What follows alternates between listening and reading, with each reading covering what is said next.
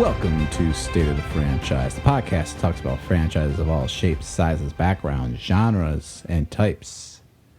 I am one of your hosts, Tom Stadler, here with my co-host for this honorable ceremony this year, Fred Dakin III. This is a this is a day of great magnitude. Oh. I'm just trying to set the vibe of the Oscars. I feel they really play up the intensity and the importance. Oh, 100%. This is a monumental day.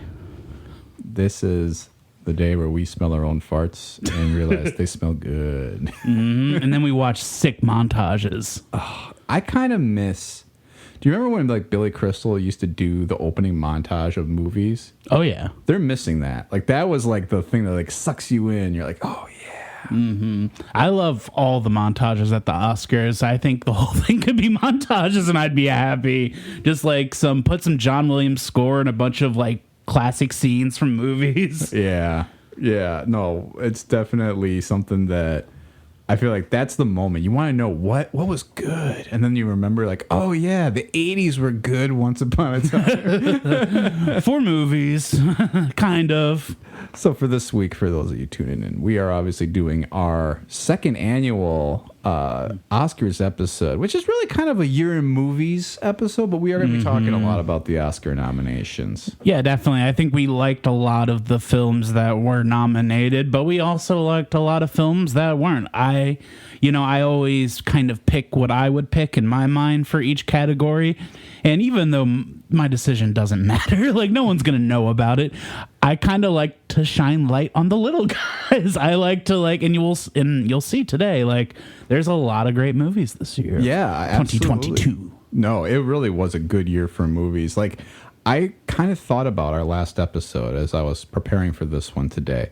And it really occurred to me. I was like, man, I don't know that I loved last year's crop, but this year I was like, there was a lot of movies out that I'm just it feels like there's a lot that got snubbed. And just a few that was oh, you could have just snuck them in there, right? You could have gotten them there. I don't know. Yeah, the movies of the past few years that were kind of big picture movies. I'm thinking of Nomadland and what's the big one with the Deaf Family? Oh, that was Coda. Coda. Mm-hmm. Movies I liked, but I was like, this isn't pumping the juice for me. Yeah, there wasn't... I mean, those are both very good movies. I think they deserved it of the crop that we were given that year. Mm-hmm. But it was clear that through the pandemic, there were a lot of titles getting held back. And we're going to talk about one today in particular that the lead actor was very, very concerted in his effort to make sure that was in theaters and got as many butts in the seats as it could. And it paid off because it ended up getting nominated. Fred, this is, in many ways, the year of the sequel because we do have 2 sequels nominated for the Academy Awards this year. This is also our second annual Oscars episode. So I thought what would be fun to get started is to talk a little bit about just the second ceremony, which we mentioned a little bit last time we talked. So I just want to cover it briefly. And then I got a little fun history trivia for you. Oh, man. So, the second Academy Awards were presented by the Academy of Motion Picture Arts and Sciences on April 3rd, 1930. It was held in the now familiar Ambassador Hotel in Los Angeles, honoring the best films that were released between August 1st, 1928, and July 31st, 1929. So, there really was a 6-month hiatus before they even did... or more than 6, it was almost a full year before they ended up doing the actual ceremony. And that was the first Academy Awards ceremony to be broadcast on radio by a local radio station in Los Angeles. So people were getting the results live as they were happening versus the first Academy Awards where they were getting the results weeks ahead of time. Oh, wow. Yeah. So, yeah, they were announced 3 months earlier for the first Academy Awards. So for this one, everything was live, and then the next day was when the publication came out. The Best Picture winner that year was the Broadway Melody. Very popular. Very popular? I've never heard of it. I haven't. Bad title. Bad title. I mean, it could really get you in any which way or form. But that's a little history about the second Academy Awards, Fred. But As I mentioned, I have a little quiz I'd like to share with you today. I hope it's not about the second Academy Award. It's not. So if you weren't paying attention, you're going to be okay. In addition to Top Gun 2 and Avatar 2, there have been a number of other sequels nominated for the Academy Award. How many were nominated, and can you name any of them? I mean, the one that's easy, I feel Godfather Part 2. Yep. I was thinking about the Jackson movies, because like the story on the Jackson movies is they kind of held out to the third one and hit him with all the trophies. So was 2 nominated for Best Picture? All 3 of those were nominated for Oh Best wow. Picture. I did not know that. Yeah.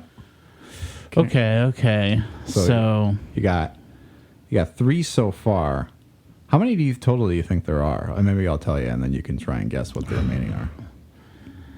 like, I don't know, around 10? Or is it smaller? What are we talking? A little bit lower. Ooh, a little bit lower now? Mm-hmm. Like 7? Yeah, 7 is the one. Oh, okay. There's 7 sequels that were nominated for Best Picture. So you got 3 so far: The Godfather Part 2, Lord of the Rings: The Two Towers, and Lord of the Rings: Return of the King. Okay. I want to ask some questions. Go for it. My big question is, are any of them...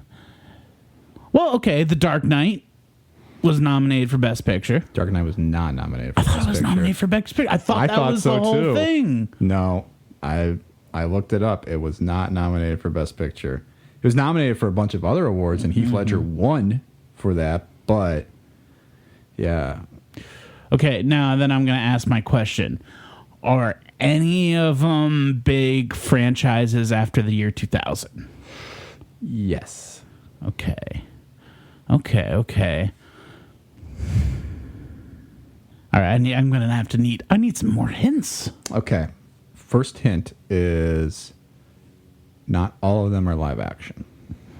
Oh, was Toy Story 2 nominated for Best Picture? Not Toy Story 2. Toy Story 3. It was Toy Story 3. Should have been Toy Story 2. I know. I was actually kind of surprised Toy Story 2 didn't get nominated, but I think Toy Story 3 broke through a long drought. I think probably since Beauty and the Beast, that an animated movie wasn't nominated for Best Picture. Mm-hmm. So you got 4 now.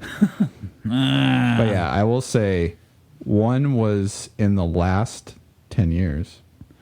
And the other 2 are older. There's one you're probably not going to get, but the other one you could. All right, give me another. I want to hit. Last 10 years. What are some sequels that are like that do well? Think something like The Dark Knight, where it was sort of an action romp that surprised a lot of people. Oh, I know. Mad Max Fury Road. Yep, that's it. Forgot about that. Yeah. Okay, there's at least one more I think you can get. This one is within the last 35 years, I'll say. Okay. I just turned to like Quentin Tarantino right there. Yeah. Okay. Okay, let's listen. Let's just get this all out. 35, like within 35, so we're talking like 80s, 90s, right? Yeah. And it's a sequel. For some reason, I don't know why. Is it like a traditional Oscar prestige thing, or is this something like a crowd pleaser? All of the above? I'm going to need another hint. I'm going to feel like an idiot, but... It's a sequel to another movie that was already mentioned. It's not The Other Godfather? It is Godfather Part 3.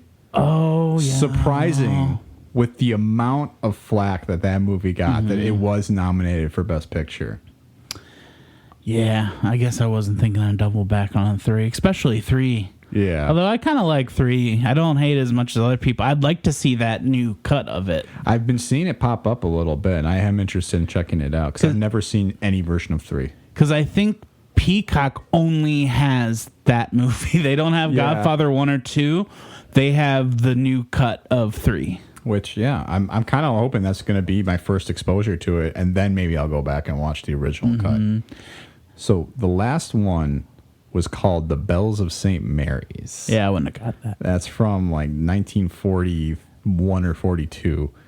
And it was a sequel to Going My Way, which was a movie starring Bing Crosby as a priest. working in a abbey. I'm sure there's maybe some older folks out there like, oh yeah, I remember that one. Oh yeah, he probably goes back to the abbey to teach new people to be at the like new monks or whatever, and then like the son of his best friend who also was a monk was dead. I'm and pulling that same one out of me again. I thought you were gonna say he goes back to the monastery where he teaches a bunch of kids how to sing and gets them into a national competition. Sister Act? Yeah. The second best movie that wasn't nominated, that was 1944, was Not Going My Way, and then The Bells of St. Mary's was, I think, the following year, 1945. So right as World War II was ending. I did add an honorable mention. Letters from Iwo Jima is kind of in there, because it's a companion piece to Flags of Our Fathers, but I don't think it's technically a sequel. I haven't seen either of those. That's like Clint Eastwood did both of those. He did. And it's like the two sides of the story, kind of like almost like a Rashomon thing almost. Yeah. So it's tough because I guess it's sort of telling the same story because it's about World War II, right? But at the same end, it's not. So I do have one bonus question for you before we move on. How many of those won? I like to think Godfather 2 won. You're correct there. Two Towers didn't win. Return of the King did. Yes. That's it. Mad Max didn't. So No. yeah. That's it though. I got the bonus point, which was worth it was the amount of all the other points. Yeah, that's exactly. You came out on top. You got a perfect 10 out of 10, I think, including everything. But yeah, so it's very interesting to track it down now, because technically now we have 9 total sequels, if you don't count Letters from Iwo Jima, that were nominated for Best Picture. And it's very fascinating that how few and far between all these were, that now we have 2 in the same year. And I feel like we're going to have a lot to say about them. So the movies that were nominated this year for Best Picture are Avatar, The Way of Water, Top Gun, Maverick, Tar, Triangle of Sadness. I'm trying to do this off the dome right now. I actually don't even have it up. Everything, Everywhere, All at Once. Mm-hmm. Women Talking. Banshees of Inisherin. Yes. The Fablemans. All Quiet on the Western Front. Got the last one? No. That would be Elvis. Oh, thank you very much. Don't forget about me, man. Don't forget. I have not left the building yet. No, we're just getting going on Elvis. But yeah, I mean, so it's a good year for movies. I think we can definitely debate whether those were the best 10, but it's a good 10. There's a few in there that are really good. Yeah, of what I have seen in completion, which we will get into, I think I like it all. Mm-hmm. Because you came up one short, is that right? You don't have to show your hand yet. No, I will say I came out 1.5 short. Okay. You had a half you missed? Let's say I didn't finish one. Oh, I'm very interested to hear. Oh, you could probably guess. Maybe not. We'll see. Mm-hmm. Anyway, we are going to break from our little format again. So if you remember last year, we kind of did something where we were going through each category. And we have a number of categories we're going to cover this year. We're cutting it down from last year because it took us a while to get through all of them. But this year we are going to cover most of the performance categories, most of the movie categories, just the major ones, not the shorts. And then we are going to cover, obviously, Best Director and then Best Picture. But I guess Best Picture is a movie-related category. So we'll be talking about what we liked, what we thought should have been nominated. So Fred has his list of the little guy that he wants to shine the light on. And then we'll talk about who we think could win and who will win, our predictions. Yeah. So, Fred, I want to start with you on Best Supporting Actor.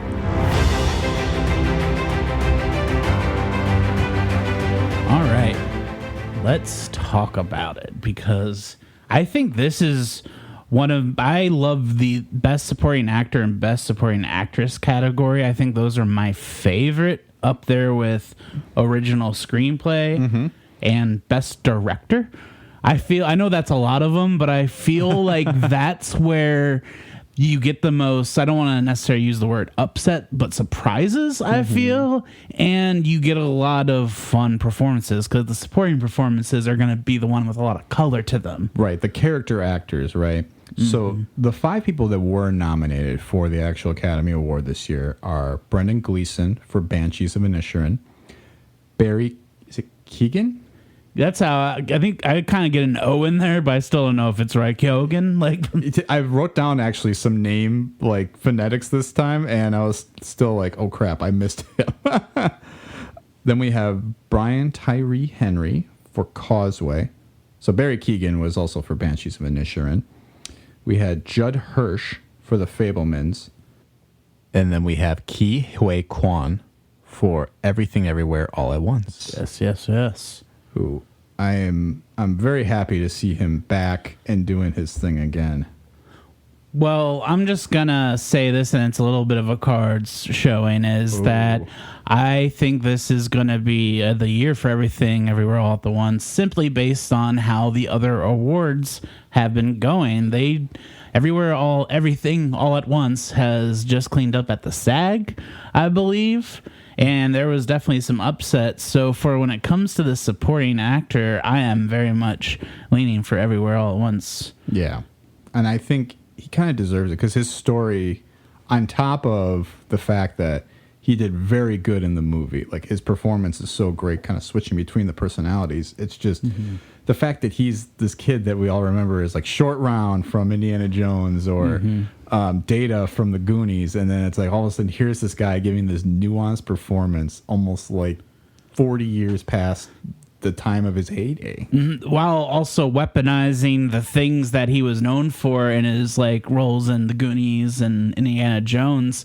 By like his character has these great moments of intense pathos, but he also gets to have those quirky moments. Like he has like his gadgets and stuff, and you like they're nodding to those performances very much. Yeah, like he kind of has that high intensity, but he's also giving this other side which we didn't get in the past. No, yeah. And it's sort of funny because you hear him and you're like, yeah, that's him. I think of like, someone like Drew Barrymore, right, who we saw in E.T., and, she's this little girl, very adorable. I mean, there's been numerous actors after that. This is the first one I'm talking about. But I think it's so drastic when you see Drew Barrymore as an adult. Because if you saw her now, you're not going to instantly connect her back to E.T. Be like, oh, yeah, that was the little girl from that. Right. Where it's like, with Quan, you're like, oh, yeah, that's absolutely him. You recognize him immediately. He still has kind of that like high-pitched voice a little bit. But it's so interesting, yeah, like you said, how he kind of plays with those tools and then he kind of manipulates it a little bit. And suddenly, like, I love the character choice in his movie where he's kind of like the slick, like where she decides to become like just a movie star and then alternate reality. And he's kind of like the lover that got away because she chose to leave him in that reality. Yeah, it's like what's the director, the Wong Kar-wai, I think it's pronounced. Oh, I can't think of the film, but like I saw like a side by side, and it just like they're like emulating this one director. And just the shots, like if you go online, you can see these side by sides. But I also noticed that scene that you're talking about, which will probably be his like Oscar scene, is very much like a scene that happens in Rick and Morty. Oh, there's like an episode where they have like these glasses where they can see alternate realities. And like the husband in it has like the line like, "I'd rather be in this reality with you than any like reality where I'm famous or whatever." Yeah, and it was just funny. Yeah, it's great, and I mean it's just such. I think why that movie deserves so many performance awards, and a lot of people got nominated, is because they are doing like at least 10 different versions of themselves across all these timelines. It's like, it's crazy, especially Michelle Yeoh. It's just unbelievable. And they're both doing like, well, all of them are doing incredible stunts because Ke Huy Quan, he in Hollywood was doing like fight choreography. Like he worked on The Matrix and stuff like that. I thought that was super cool. So all these action scenes, he's holding his own and like doing cool stunts. And of course, Michelle Yeoh, the same, Yeah. And even Jamie Lee Curtis. I feel she's getting in there. Yeah, it's definitely, man, it's just sort of a powerhouse thing. And this is almost like the one year where it's like you wish there was like a stunt coordination award. Oh, yeah. Because between Top Gun, between Avatar, like people are going out there and they are doing crazy amounts of stuff for these movies. And I think it paid off that we got a lot of very entertaining movies. I mean, we saw even Cate Blanchett get tackled or take a header off the stairs. Oh, man. Yeah, it is definitely a fun thing. But that was one performance that was good, Fred. I did want to talk about those two fun gents in Banshees of Inisherin, because I was very impressed with that movie. And if anything it comes to me as something that could maybe sneak up, not to show my hand too much, Banshees of Inisherin, I feel like could start taking some awards, because this sort of feels like McDonough's, like, I think his most complete movie, well, personally, is In Bruges. I think that's my favorite, but this felt the most rounded. Yeah, it felt like a more rounded film, and Bruges just has that kinetic energy that this one doesn't necessarily have, but it's so beautifully shot. It's got great music and great performances. Although I messed up when we were talking about it via like Facebook message after I saw it. I did think that his sister was played by someone else. Oh no! I thought it was what's her name? Ferguson. Rebecca Ferguson? Yeah, I thought it was Rebecca Ferguson because she's very much a chameleon. Like yeah. And I thought it was her, but no, it's someone else. I don't have her name, but I thought she was great. Carrie Condon is who you're thinking of. Carrie Condon. Yeah, that movie I liked. I feel like it's not getting like as much love as I wanted to. It got great reviews, but like in my friends group, like I've seen a lot of people post on Facebook that they didn't like it. And I don't know. This one's like probably, I don't know. It's hard, but it's definitely in the top 2 of the best picture noms for me. I mean, I think I would agree. Again, not to show our hand too much, but I think it's kind of we have to in order to give context for why we like these performances so much too, is that I thought, especially this one, you can tell this was written by a playwright, and it shows just with the performances that all of the leads and all the supporting actors are giving in this. I mean, shoot, even like you get down to like the cop that comes in, or like the old maid that comes into the Colin Farrell and Condon's house. Like everybody's doing something. Like nobody's wasted space. They are on that screen and they are giving something. I mean, even like the pets. Yeah, I was gonna say the donkey's great. No, a lot of sad donkey movies this year. For sure.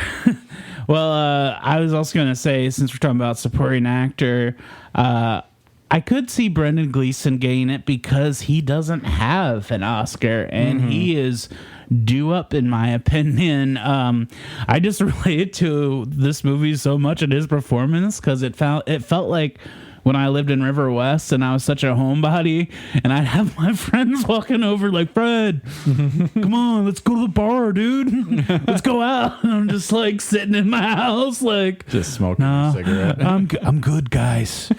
I'm good. That's all right. No, thank you. Fred's not coming out. Are you rowing? Are you around? I don't think so. And also, it was a weird theater experience because I was just laughing the whole time at like the dialogue, and I think I was the only person. I was like Robert De Niro in the movie theater. Oh my god! Cape Fear, just like that movie. We'll have to talk about that another time. But I had a very interesting experience with that watching it again recently. Just not the movie I remembered, but. Yeah, I think he definitely has the best chance of anybody else in that category to potentially take the best supporting actor. But yeah, I think if it came down to it, I mean, I don't know. It's hard to tell because you really don't know. You can't predict the Oscars. They always kind of pull a fast one on this with a couple of these. But it does feel like right now he definitely has maybe the best case of anybody else because, I mean, everyone else was good. I think I haven't seen Causeway, so I can't speak to Brian Tyree Henry. I know him from Atlanta and a couple other things, and he's phenomenal. Causeway, and then there was the one other movie, the James Gray movie, like Apocalypse Time. It didn't get any Oscar noms, but it got nominated in like the SAG, Golden Globes, Armageddon Time. That's what it's called. Yeah. He was in that too? Yeah, those are the two that I kind of want to catch up on after the Oscars. I did see that, not jumping ahead, but Living's going to come out in Blu-ray in like April. Oh, man. So you'll get to see it then. Great. Just in time. I'm sure it'll find its way back to theaters at some point. Bill Nye's probably going to do his Bill Nye thing. Have I ever done that on the podcast? Yeah, I want you to repeat it, please. The Bill Nye, like, his move in a movie is like he'll reveal something and he'll be like, I don't think I've ever told you this, but you might be the best friend I've ever had in my life.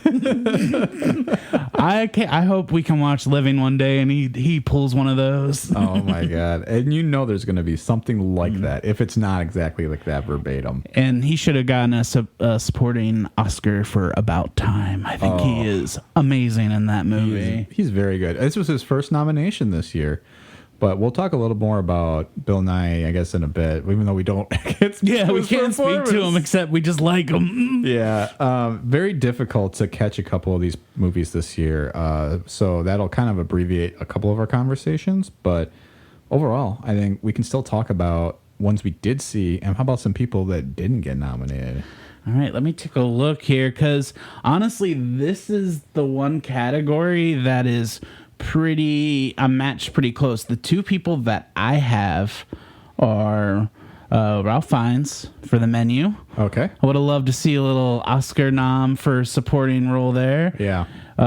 Especially like his line reading where Anna Taylor-Joy says what she wants for the burger, and he says like, that is the only way to prepare a burger. And Dano and the Fablemans, did he make the list? He did not make it. Judd Hirsch, who plays the uncle in the Fablemans, who's great. He's good. He's throwing fastballs. But if you had shown me that movie and come out of there and go, okay, one of these actors was nominated for Best Supporting, I'm not picking Judd Hirsch. I'm going Paul Dano as the one doing the.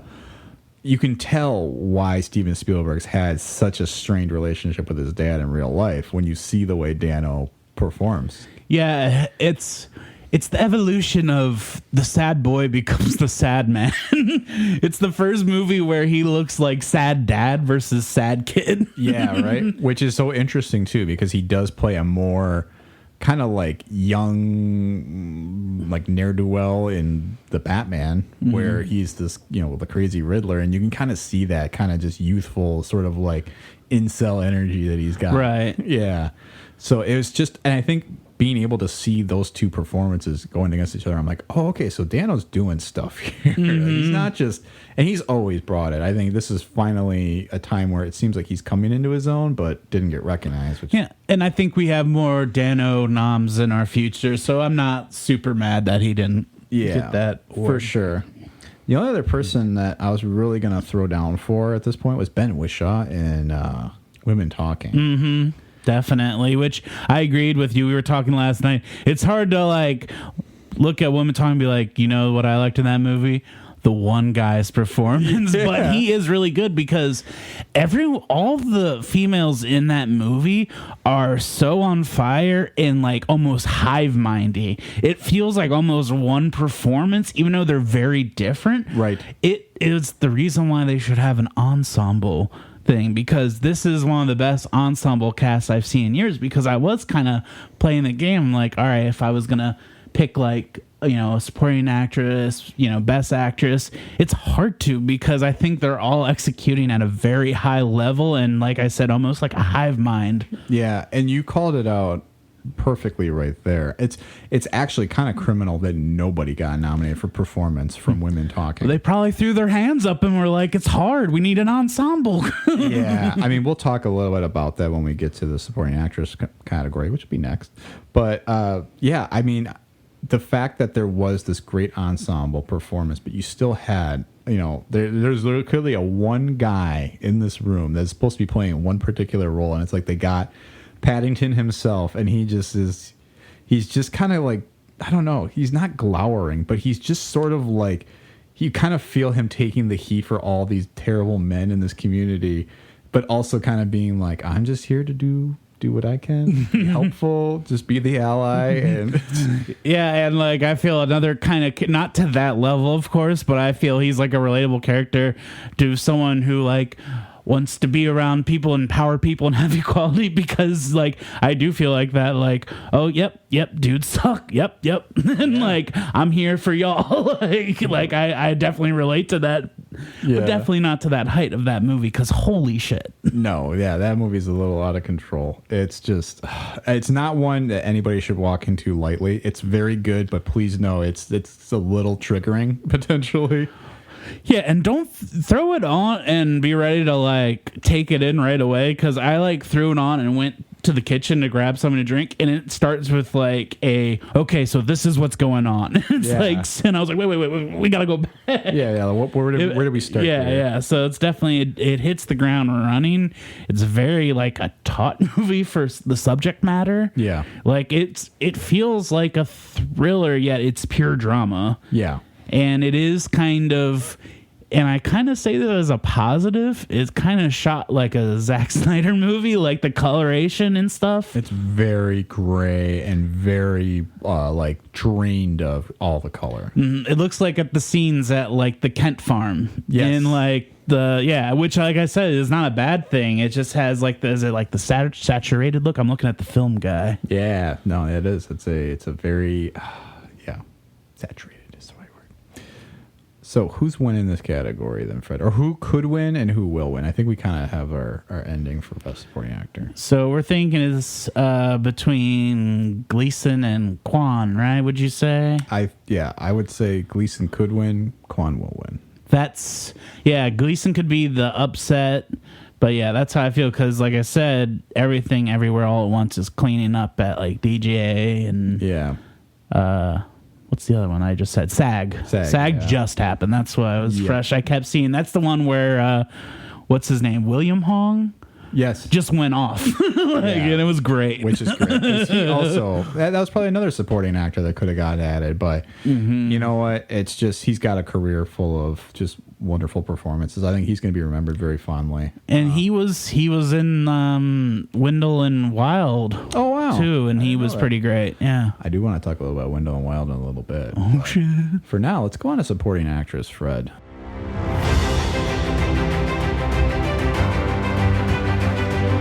So you mentioned Carrie Condon was one that you liked, not Rebecca Ferguson. Rebecca Ferguson would be great, though. She would have been great. You literally could have probably plugged her in, and she probably would have done a very good job. But I think Carrie Condon was very good in this movie, though. So let's go through the supporting actress. Do you have it there? Yes, I do. All right, because this is where I kind of throw some wrenches in. Sure. So, Best Supporting Actress nominees for this year were Carrie Condon for The Banshees of Inisherin, Jamie Lee Curtis for Everything Everywhere All at Once, Stephanie Hsu for Everything Everywhere All at Once, Hong Chau for The Whale, which actually was surprising because I saw that she was nominated for supporting. I go, oh, the menu. And then I was like, The Whale. Oh, no idea she was in that. Maybe I had a similar thought. We will see in about 30 seconds. Yeah. And then the last one was Angela Bassett for Black Panther 2, Wakanda Forever, which first nominee for, I think, the MCU, or like performance nomination. Yeah, they probably have like technical stuff. Yeah, I mean, they've had that up and down. Should have maybe gotten a nom for Iron Man 3. I think that's a pretty for directing. Oh, for just directing. It's we don't have enough time for that today. I know you, Shane Black fan. So, okay, go ahead. Okay, so I kind of agree with a lot of that. Like I said, I thought, even though I thought she was a different person, that Condon really, like, she was great in that, just kind of holding her own against these big powerhouse. Because, like, these are all people who have done a movie together in the same vibe, have the rhythms down, and she's coming in and just giving, like, something new to it. So I don't know if to put this as supporting actress or if this would be lead actress. A movie that got super snubbed this year, and a performance that was like my favorite performance, Keke Palmer, Nope. Oh, yep. I did have her on my list. I don't know if you'd put that as supporting or lead, but I think she's supporting because and there's no hard and fast rule, which is the crime of the Oscars. I think they might have like a very loose rule. It's like if you're on screen for 10 minutes or less, it's a supporting role or something like that. So I think she kind of falls in that gray area where I think you could give her a supporting nomination, but the fact that she wasn't, was a big miss, I thought. Yeah, she's pure electric, and like she's the perfect counterpart to the other character who's very stoic and quiet. The other, because I had Hong Chow for the menu on my list because I think she's great at that.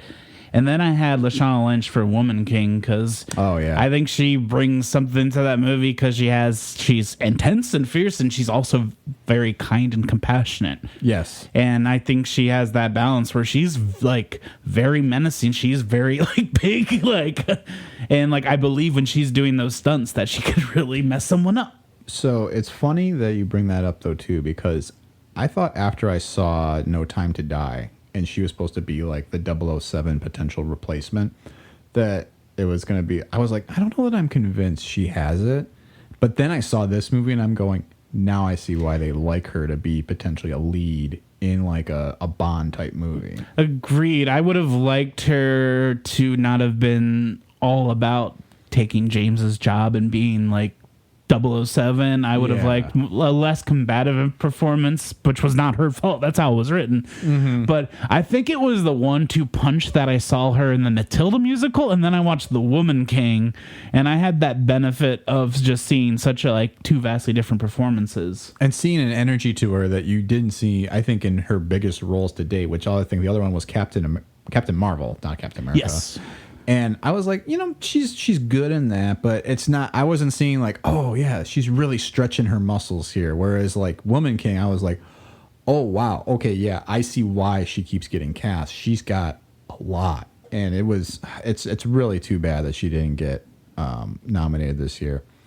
From if we're going to go through the rest of our people who should have been, I thought Kate Hudson for Glass Onion was another miss. Another reason why a nice ensemble category would have come into play. Truly, because I mean, there were other good supporting performances in that movie. I mean, all throughout, there's a lot of great people. Even Norton himself is, again, maybe questionable whether he's a lead or support. I think supporting because he doesn't come into the movie until well, that's 20 minutes. I feel. What's her name's the lead, right? Even though Janelle Monáe, which is hard because she's the lead. Yeah. I didn't want to say it because it's still pretty new, So. But, I mean, again, she's doing something similar to Everything Everywhere All at Once without trying. Right. But if we're talking about Everything Everywhere All at Once, I mean, I definitely liked all those performances in there, as we kind of talked about already. I mean, what Stephanie Hsu is doing, I think is maybe a little bit more than what Jamie Lee Curtis is doing. Because I think and I think, not that either of them is doing a poor job or that Jamie Lee Curtis did at all a poor job. I thought that was one of her more fun roles that she's done in a long time.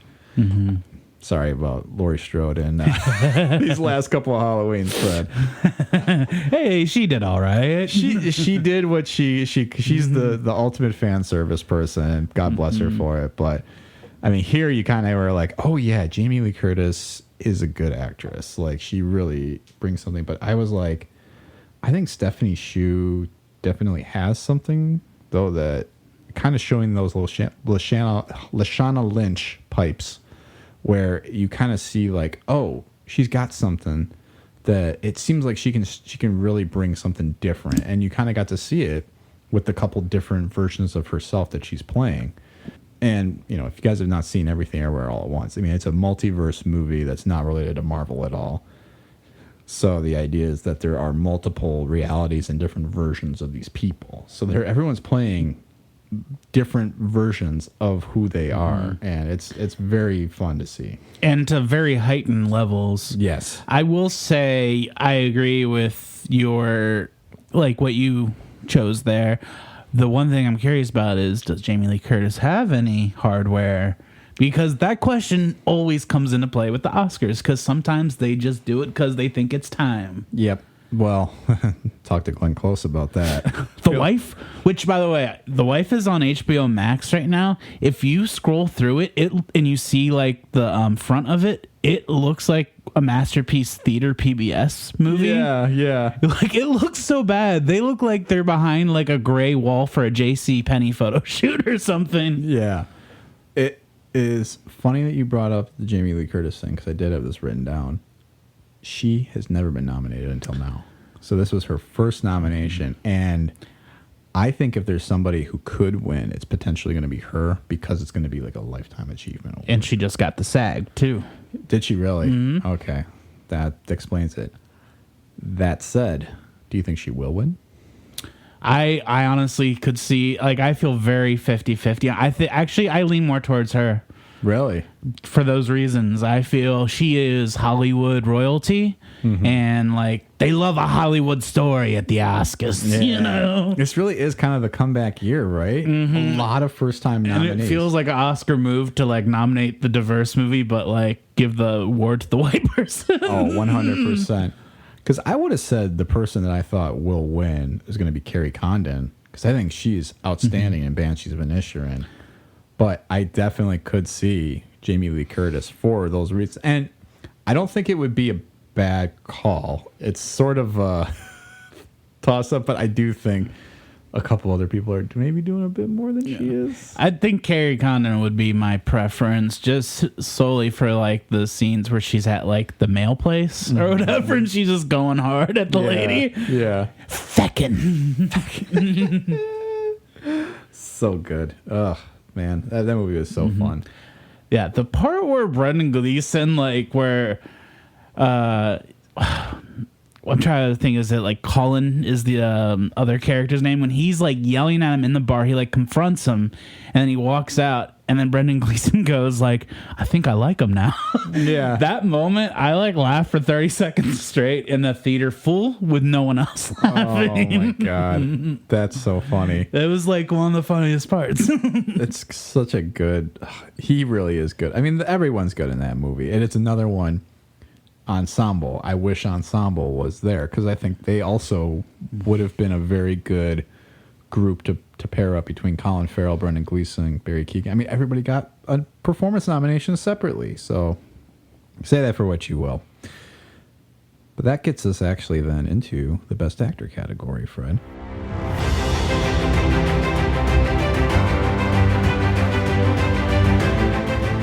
So the Best Actor nominees this year are Colin Farrell for The Banshees of Inisherin. We also have Austin Butler for Elvis. We have Bill Nye.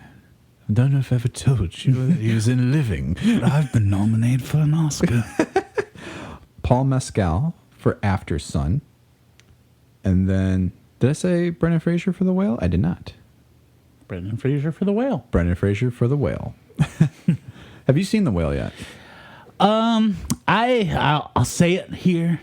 I had really no interest in it because at a point in my life, I was 490 pounds. Oh, wow. And I don't like begrudge anyone watching the movie. I think people can watch whatever they want.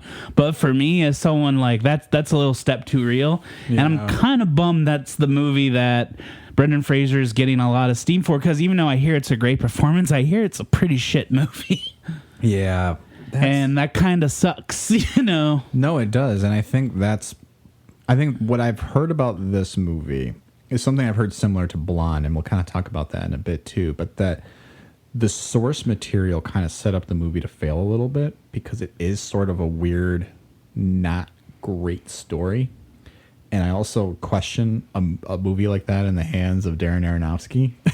Yeah. Who just kind of is chasing, like, he's like, I am making films type person. Yeah, I feel you have to have at least been winded going up one flight of stairs once to direct that movie. You know, that's like my opinion, but like, yeah, it's not like I guess that movie just wasn't for me. Yeah. Did I say Austin Butler for Elvis too? I think you did. I did. Okay, I just want to make sure. Which I do like that, because that is a movie star performance, and I love a movie star performance. That is 100% a movie star making performance, what he did. Because I was looking up some of his, I always do this. I look up a catalog for somebody after I see them in a movie.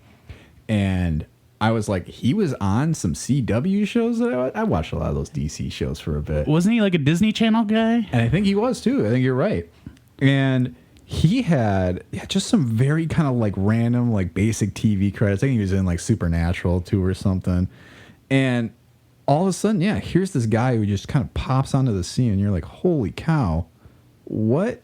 Oh, he was also in, which is a nice little teaser, Once Upon a Time in Hollywood. We might be having some conversations about that very soon. He's in my favorite shot of that movie, which is just when it's at the ranch and it's just that cut of Tex, who is this character on the horse, and it's this beautiful long pan. And it's like one of the, Tarantino does cool stuff with the camera, but he doesn't do like big epic, like a set piece shot. Yeah. And this was like, but when he does, you're like, holy shit. It's now when Brad Pitt whips him. Or Brad Pitt whips him. No, that's pretty good.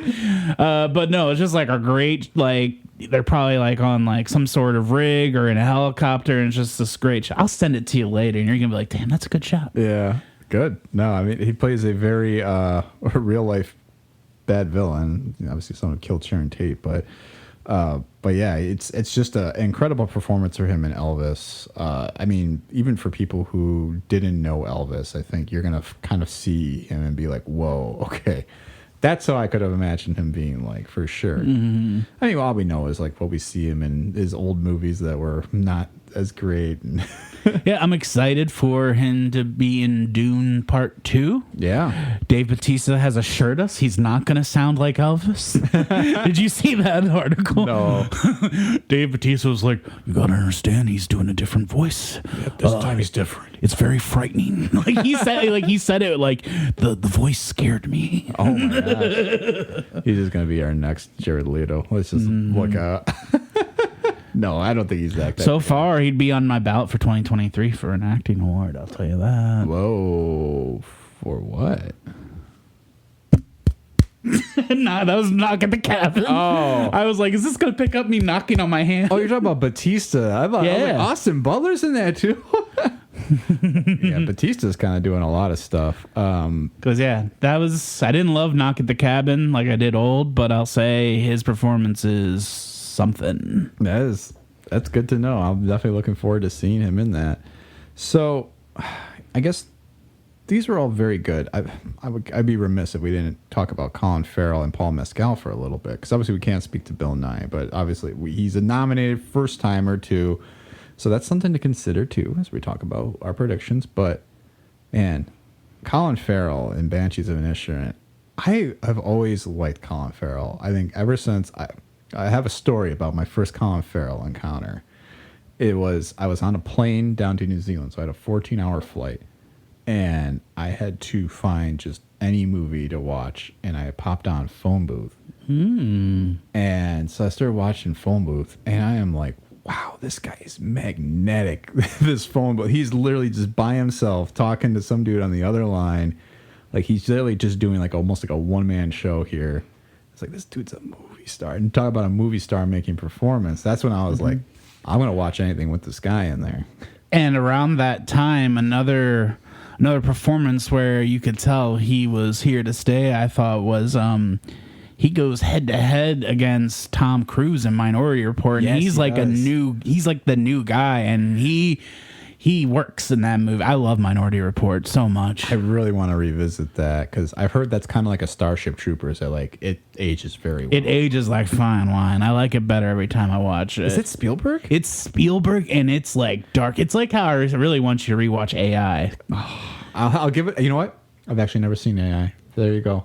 And it's streaming on something. You should do the double feature. It's like the dark sci-fi Spielberg, and it's dark. I'm very curious about that movie now, knowing that Stanley Kubrick was trying to develop it too for a while. So now I'm like, okay, I think I need to watch this and just see how my boy Haley Joel Osment does in that thing. Yeah, that's the, even though it's not like, The Sixth Sense is a great performance, but I feel he's got a lot more to do. It's a little messier movie, but I love AI. Yeah. But so Colin Farrell, though, I think he kind of tampered around for years. We're just doing some stuff where they were very much like, you're going to be our Hollywood lead. Like, put him in Alexander, which I didn't like. The New World, which I didn't like, even though that was a Malik. And I'm just like, why can't we get my guy Colin Farrell a good movie? And then suddenly, it really just took him going back to these indies where he started finding his kind of like his passion, and you could see the energy come back to that. You were like, oh, that's the guy I saw those years ago. And man, it really came to a culmination, because at first I was like, he's doing a good job in this, but when you see his transformation over the movie from just kind of being this simple person to this very bitter, like, can't stand society, just sort of like everybody else. It's sort of like, okay, yeah, he's got it. Yeah, I mean, I want him to have all the awards, so I'm too biased. I wish he would have gotten some for The Lobster, but I think that's probably my favorite performance. That's a great Rachel Weisz performance, too. Oh, yeah. So good. Paul Mescal, though, in After Sun. Did you get to catch After Sun yet? I did not. After Sun is a very interesting movie. I kind of understand why it didn't get nominated, but I would definitely recommend everyone watch it. Because I think it's definitely... I think it's a top 10 movie of the year, but I don't know if it's best picture worthy, even though some people are like, oh, it's the best movie I saw. I'm like, it's just a great, you can tell it's a personal story, and he's playing a very personal role to somebody who's making that movie, and you can tell he's doing it justice, like 100%. Like, it's just a good prism. So if I can only just say something, I think he's great. He's going to be around for a bit. Nice. Yeah, he will be playing, he will be taking over the mantle of Leonidas. Wow. Wait, so isn't Leonidas, who is he in Gladiator? Or maybe he's not going to be Leonidas. I keep getting confused because there was a Gladiator 2 script written by Nick Cave where it was like Leonidas in hell. So I keep thinking he's coming back. Wait, not Leonidas, Maximus. I was like, that's 300, isn't it? Yeah. Well, all these isses. Leonidas, Maximus. Wait, is he Maximus in the movie? I think he's going to... Or is he just somebody like different? Someone's kid in the sequel. Okay. But he's grown up now. And it's going to be Ridley Scott, so, you know. Oh, interesting. Okay. So that will be his, I mean, he got nominated for this, so obviously he's getting traction, but I think him being in a, Ridley Scott and it's the sequel to Gladiator, that's going to be... Sword and Sandals movie, too? Yeah. For sure. I think it's going to be right up his alley. How about some people that you thought should have got nominated? Look here. This is another one that I have pretty much the same overlap. The only one that... I have two. One's just for me, though. And this movie's going to come up more. I put Alexander Skarsgård in The Northman because I feel if you're going to give Leo for The Revenant, you should give Alexander Skarsgård a nom. They did the same shit, and he's got some intense stuff. But I also have N.T. Rama Rao Jr. from RRRR. Oh, which one was he? He is the guy who has the romance and has the scene where he's singing, where he's getting tortured. I think both of his performances are good, but he really stood out to me. Oh, man. Because he's bringing the fierceness and the sweetness, which, I love. I love the two sides. You see, that's funny because I think I liked the other guy. Is his name Ram Charan? Who played, Raju?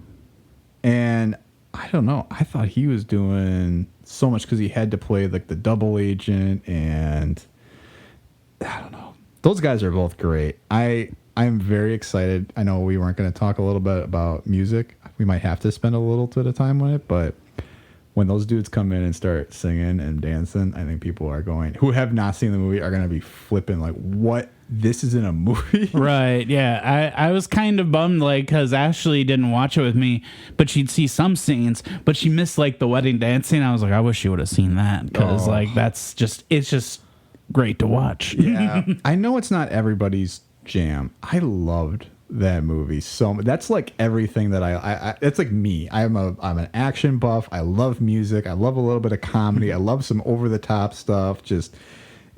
give me a nice... That's like the burger that Anya Taylor-Joy gets at the end. I just want that nice, juicy, greasy burger because I know it's going to just be so tasty.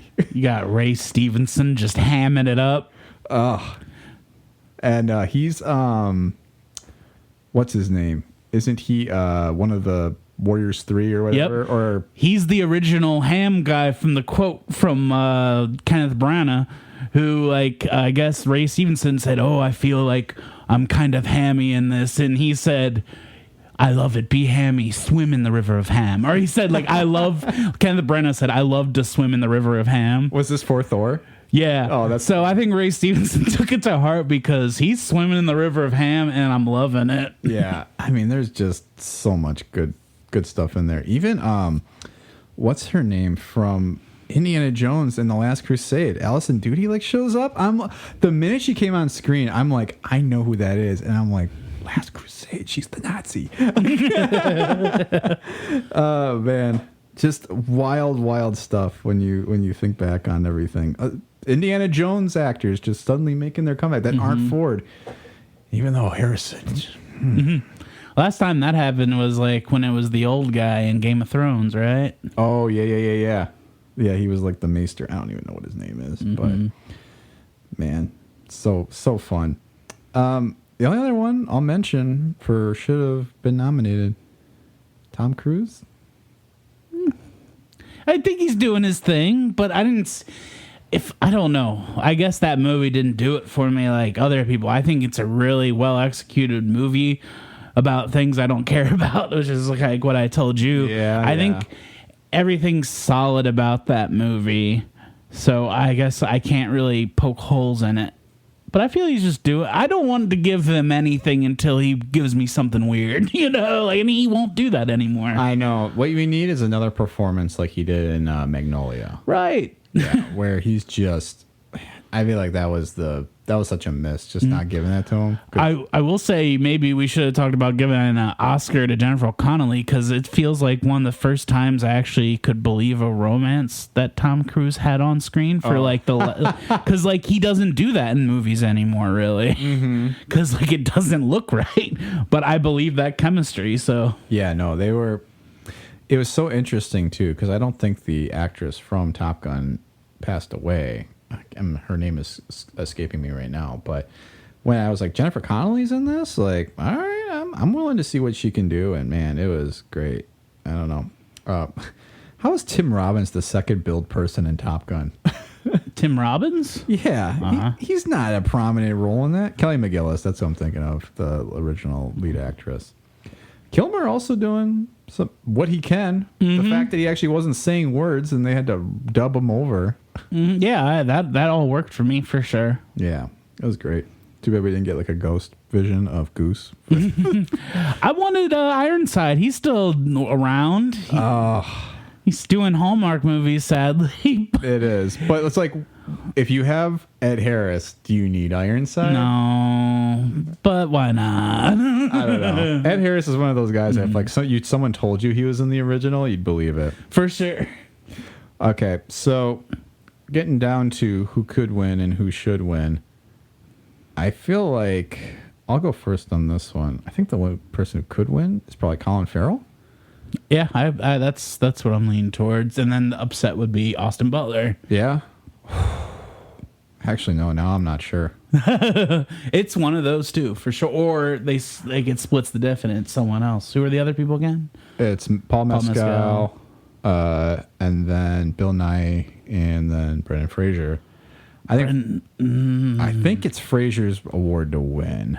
Okay, I can believe it, just because that happens a lot when a movie is nominated for one thing and nothing else. A lot of the times I feel like they get that award. Yeah, kind of like Renee Zellweger and was that Judy? Mm-hmm. Yeah. I know there's issues with the movie. I think it's a great... It is too bad that that's the one that they want to give for Brendan Fraser, but it's also sort of like he's an all-time good guy who went through a really terrible time standing up for himself and for others in a time when people were being taken advantage of. And it's like, I think there's going to be some goodwill where people are like, we want you to feel welcome back. Like, you know, and this is our way of saying sorry that we didn't back you up. But honestly, yeah, I think Butler or Farrell could be in there. It's just, but it does feel like Brendan Fraser. Let's talk Best Actress then to round out the performance.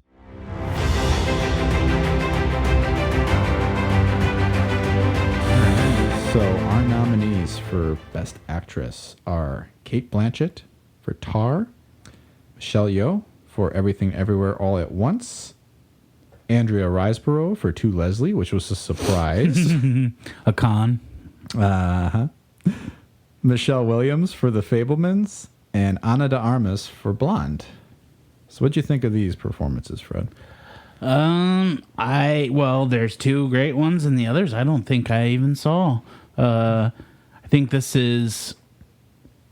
will be the year for Cate Blanchett again, but I think There's a very good chance, though.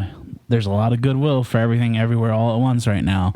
So I think Tar was the performance of the year for the female category.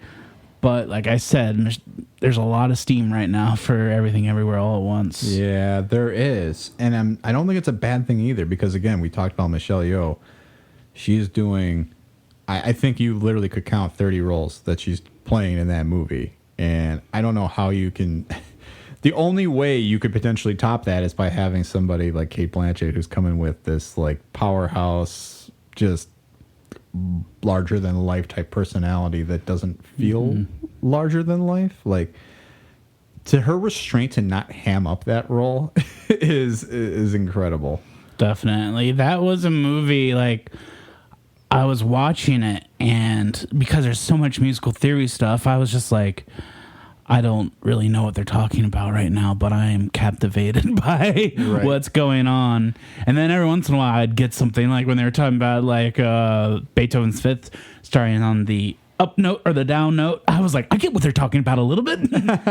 But then I think it became a movie that I'm very excited to revisit in the last 15 minutes of it. Yeah, trying to maybe dissect a little bit what was going on. I've heard some very interesting theories about that movie, which we could dive into in a little bit, but maybe hold that off for like the director picture. You're thinking, okay, yeah, I'm down for that. To kind of maybe talk about some of the visions and how they played out that movie, because there's actually a really interesting parallel to that in After Sun that I want to talk about. All right. In terms of how they're telling the story, and weirdly EO. Which, again, I'm very glad I got to catch that one because I can't wait to share a little bit about some of the international features this year. But Michelle Williams in The Fabelmans, did you like her performance? I did, and at first I thought I was like, is this kind of big? But then I've seen like some like clips of Spielberg's mom, like I think it was at the Schindler's List when he won for that. His parents are in the audience, and if you just see her, and it's just her getting excited about her son winning, it's all there. Like the vibe, the manicness, like it's very crazy. I thought the performance was good. For Best Actress, I did have two. I want to add some young blood into the conversation. I'm going to probably butcher this name. Thusa Mabedu for The Woman King. She was the young lead in that. I thought she was amazing. Yes. And I have Amber Mindhunter for Prey. Ooh. I think that performance, it's her and a dog, not a CG. There's a real dog in that one, but still, like that's her acting partner for most of the movie, and she is amazing. She is great. Man, I recognized her from, I watched the show Legion, which was same creator as Fargo. Noah Hawley. Yeah, and yeah, it was. She played like an alternate personality of like this like old white guy, which is very weird, but she was just very magnetic on the screen because she was like kind of doing her action thing very similar to this movie. And then when I saw she was in this, I'm like, okay, I'm very curious. And I mean, there's a lot of young rising stars this year, and it's fun to see someone like her come in where maybe she won't necessarily be nominated anytime soon, but certainly kind of making her mark is like, here's like another action star. Is Mia Jovovich starting to get up there in age? And I'm not suggesting that this performance would have been nominated if it got this, but I think the movie also didn't benefit. It sucked that it got dropped on Hulu. Yeah, because we're still in the throes of the pandemic, but we were going to the movies at this time. Yeah, people could have gone out and seen it. I think people would have gone out and seen that. I would see this in theaters if they did a re-release like within a month. You know, like if they were like, oh, we're showing it, I'd be like, I'm there because I want to see it on a big screen. Yeah, absolutely. The other two I'll throw out there, also from The Woman King, Viola Davis, who was definitely awesome great. in it. I mean, it's almost like it's getting to like Meryl Streep territory too, where it's like every time she's in a movie, you're just like, she's just doing her thing. You know, it's like of course this is a nomination worthy performance. Like she's just great. And I mean I feel like it's undersold how good The Woman King is, and how sad I was that didn't get like anything other than. Did it even get a nomination? I honestly have to check, even though I've been looking at these for a month already. But it's criminal because it felt like this movie had a lot of stuff that the Oscars likes, and weirdly just didn't give it any recognition. Nope, and I think it'll get some steam now that it's on Netflix. But I did like Gina Prince Lifewait, I think is her name. I did like her last movie that was just put on Netflix with Charlize Theron, where they were like the immortal action people. Oh, yeah. I thought that was pretty good. I want to go back and watch Love and Basketball now because I've heard that's a pretty good movie. And not all the lights, but Beyond the Lights or something, I remember being a pretty big hit. Yes. Yeah, I think that was also very good. So she's on her way. I think it was great to see that at least gets some good word of mouth outside of, not really getting nominated outside of BAFTAs, which how the British found that instead of us. Somebody's going to have to try and reconcile that. But anyway, talking about the other performances, I think we talked about it earlier. Janelle Monáe in Glass Onion. Mm-hmm. Again, for a very similar reason that we liked Michelle Yeoh for this category, is she's doing multiple iterations, and I won't give it away because I think it'd be fun if anyone hasn't seen it yet, but she's giving a couple different types of performances in this, and it's very good. And I think she just, I don't know, it was just another weird, it was weird how Glass Onion got overlooked, and I feel like it was weird that after the fact, I felt like there was so much goodwill and so many great reviews going into it, then all of a sudden people were just like getting all this lashback because they're like, this movie's too woke. It's like, but is it though? I'm like, I feel like this was just a takedown of Elon Musk, and like, is that offending anybody? Not me, man. No, not me either. I liked it a lot, and that's about where I was with it. Yeah, I think I like Knives Out maybe better, but I definitely like Knives Out better. Yeah, but I still thought I'll watch another Benoit Blanc movie every year if they keep making them. I want those to keep happening, and I'm very excited for The Haunting of whatever it's called, the next Poirot story. Yeah, this one we're gonna find out how he got his accent. The whole origin for his mustache was so unnecessary. They released the cast, and I'm just waiting for the news to break on someone. Someone's getting canceled in that cast. That's how all these movies have been. And then he's gonna have them in a room and be like, I don't like you. I don't like what you do. And this is what you got murdered. You get murdered. Who are your picks, though, for who could win this and who will win this? Like I said, we're doing best actress. I think it's dead split for me right now. I feel Cate Blanchett has so much equipment right now, hardware. That is kind of a shame, but also you watch Tar and you're like, damn.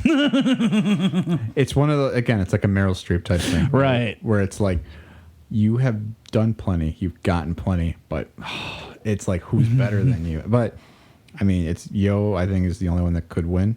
And Blanchett's the one who probably will, just because that's the way they roll. And then that would be, if I had to predict an upset for the night, I would say it would be probably Michelle Yeoh over Cate Blanchett. And I think that would be a lot of fun.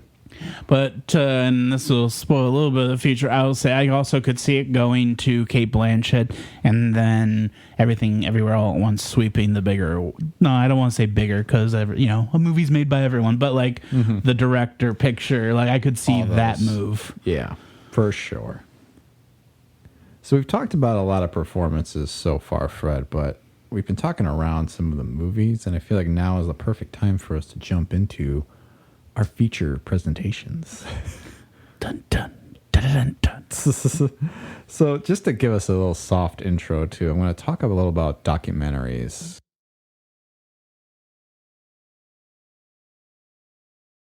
Because you said you did not see any. I did not catch any of the nominated documentaries. I don't know if I saw any documentaries this year. I was actually thinking about the same thing, and I've only seen a couple so far of the ones that are nominated, and the features that were nominated are All That Breathes, Fire of Love, All the Beauty and Bloodshed, A House Made of Splinters, and Navalny.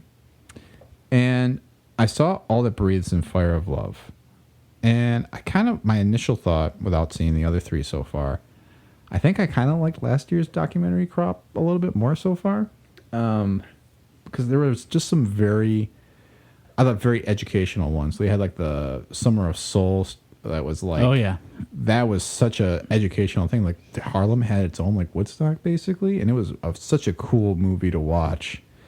Whereas like these have been cool this year, but they lack kind of the punch, at least so far. Mm-hmm. All That Breathes is very interesting because it's about like guys who like help rescue birds that are like falling out of the sky in India. If you own HBO Max, you know this movie because like they are just pushing it. But I guess because it's nominated, so it makes sense. And Navalny is also on there, and I have not caught that yet, but I understand that's about the man who is like, I think he was like a Russian official that was poisoned. Do you remember this story? No. So I think basically the whole theory, and I don't even think it's a theory anymore. I think it's proven that he was poisoned by like the KGB on like Putin's order. Oh, jeez. Because he was gonna or he was just kind of saying stuff that was unpopular to the Russian government. So that story's all about him, which sounds interesting. All the Beauty and Bloodshed is the other movie that is about into the life and work of a renowned photographer and activist named Nan Golden. I don't know if you're familiar with that name. Nope.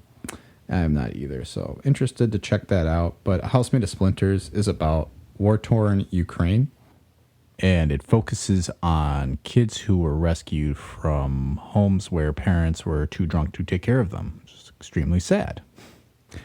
And I feel like that's probably going to win because... Prevalent. I would say if Hollywood is good for one thing, they love making a political message, and that kind of feels something pertinent to them. So would love to hear people's thoughts on some of the documentaries since we have not had a chance to really get through. A couple of them just became available. So definitely curious about those. But I'd say that's my prediction for what will win is... House Made of Splinters. I will only hazard that I've just heard All the Beauty and the Bloodshed. Like, I've seen that pop up a lot on film Twitter, and a lot of people are talking about that. So that has some heat as well. It's got some good stuff to it. I mean, I would love to learn about... It sounds like a very interesting story. I mean, Fire of Love was very interesting, too. But it also is like... kind of just like, here are some people who chased volcanoes, which is a cool topic. Kind of felt like I was watching Bill Nye sometimes, but it's still fun. But yeah, so definitely some fun ones there. But yeah, I guess maybe the two that have not been available to watch yet might be the ones that end up winning. Mm-hmm. So that gets us to animated movies, Fred. Oh, I like an animated movie.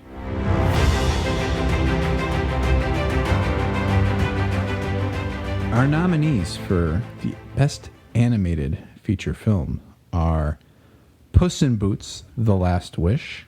I thought that was this year. Wow. I know. The Sea Beast, Turning Red, Guillermo del Toro's Pinocchio, not the Disney one. Pinocchio, holy smokio. And Marcel the Shell with Shoes On. What were your thoughts on some of these animated? Which ones have you seen? I've seen Turning Red. I've seen GDT's Pinocchio. And what were the other ones other than Marcel the Shell with Shoes On? That's the one I have not seen, but I'm very excited to watch. The Sea Beast and Puss in Boots. No, I have not seen those. I hear good things about both. Sea Beast is on Netflix. Mm-hmm. But Puss in Boots is like in theaters now, right? So it must have been dropped... Maybe it had like a limited release, so that's why it's part of 2022. I think that might be right because it's given a credit to 2022. But yeah, it's very interesting. And I've heard it's very good, which is surprising because I'm like, aren't we 3 spin-offs removed from Shrek already? Well, yeah, and that's because, I mean, Guillermo del Toro, I think, has a hand in the Puss in Boots movies. Oh, does he? Yeah, so I've heard those are good. I just never had quite the interest to check them out. Yeah, or like, it just seems like they kind of weren't getting the renown until this one, where, I mean, it obviously got a Best Animated Picture nomination. Marcel the Shell with Shoes On. I have to, boy... I don't know how to talk about that movie without giving away too much about it. I mean, I loved all this animated crop, to be honest. I thought the Sea Beast was fun because it was just kind of doing the same thing that a lot of those like DreamWorks studios, or this was actually a Netflix studio, but like, you know, they just sort of like come up with like an animated movie that's computer animated that's almost doing it better than Disney is. Oh yeah.